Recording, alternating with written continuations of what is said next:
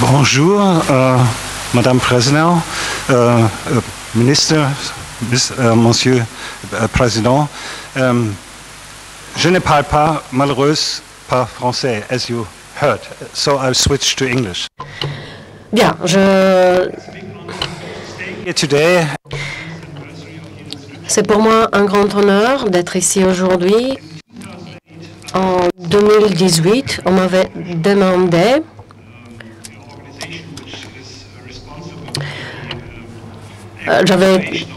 on m'avait demandé, l'organisation qui est responsable de l'inscription des sites de l'UNESCO, de venir ici pour évaluer la valeur des sites industriels de Wallonie.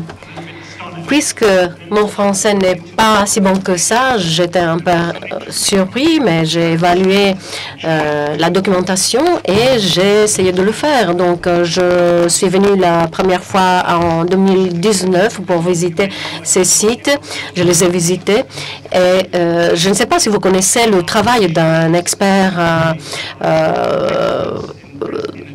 examinateur. Et ces experts ne connaissent pas les sites, mais ils doivent évaluer les sites et voir comment ils peuvent être inscrits dans la liste de l'UNESCO.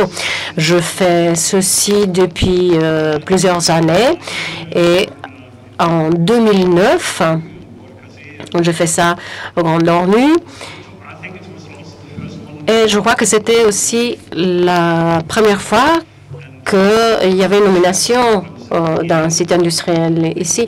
On a eu quelques soucis, pas à cause de la langue, mais parce qu'on ne savait pas vraiment comment faire. J'ai beaucoup appris quand je suis venue ici. Et la deuxième visite, c'était en 2011. Et ça s'est mieux passé parce que j'étais vraiment la personne qui décidait. Mais ça, c'était pas vraiment ma responsabilité. Moi, je devais évaluer l'authenticité du site, les aspects techniques, etc., mais pas vraiment de décider si le site peut devenir un site de l'UNESCO ou pas. Cela dépend des experts du panel. On m'a donc offert beaucoup d'aide. On s'est déplacé pour voir les sites au sein d'un groupe de plus ou moins 40 personnes, mais je ne savais pas vraiment quoi faire, mais on en a parlé et j'avais quand même le temps de visiter un peu tout seul pour avoir des impressions un peu plus individuelles. Et puis, j'ai beaucoup appris. J'ai dit à la direction à Paris ce qui s'était passé en 2009 et alors ils ont décidé d'informer donc de faire tout le follow-up, le suivi et les task force qui ne doivent pas décider si le site doit devenir un site UNESCO ou pas. Et depuis lors, j'ai eu beaucoup de missions techniques en Norvège, en Roumanie, République tchèque, etc.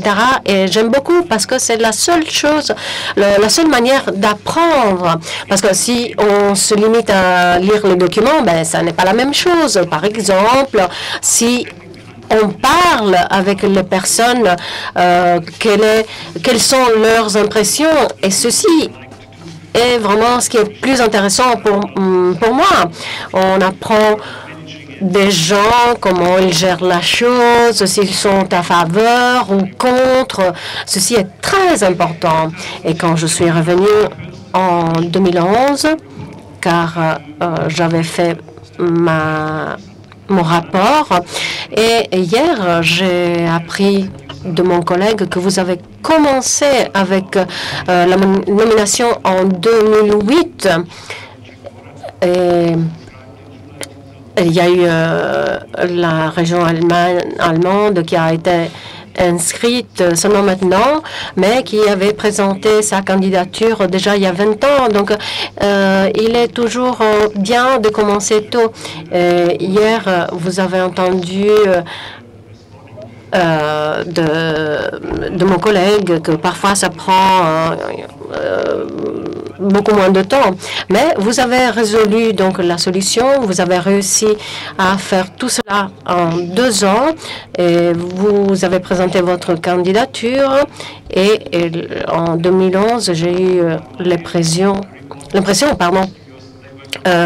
que maintenant, le site de Wallonie doit être partie des sites de l'UNESCO. C'est quelque chose de merveilleux. 10 ans sont un temps très long, mais une chose est de devenir un site de l'UNESCO et autre chose est être un site de l'UNESCO parce qu'il faut avoir les fonds du gouvernement pour préserver le site, etc.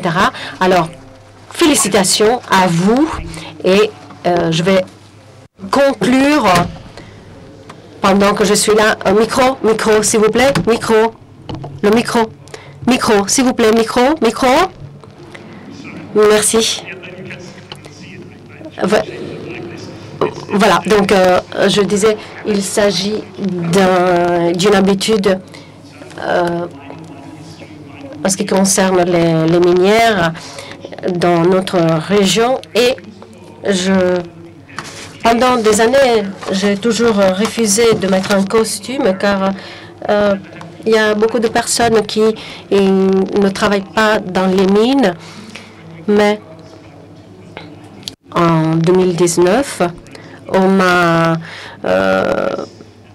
fait échapper de la conférence où j'étais et m'a conduit dans un site et on m'a donné ça. Et voilà pourquoi je le mets aujourd'hui. Merci beaucoup.